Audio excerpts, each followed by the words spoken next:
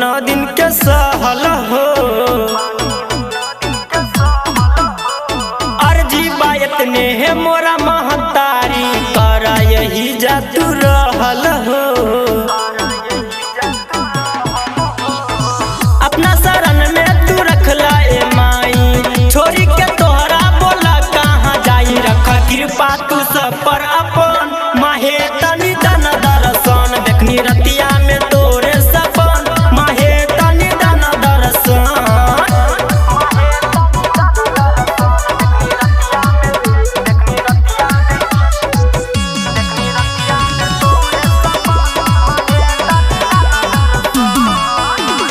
पार लगा बेलू सबका के नैया सबका के अपन तू मैया हो। तोहरे से चलेला पूरा ई दुनिया निमन लागे मुचुन मुनिया हो।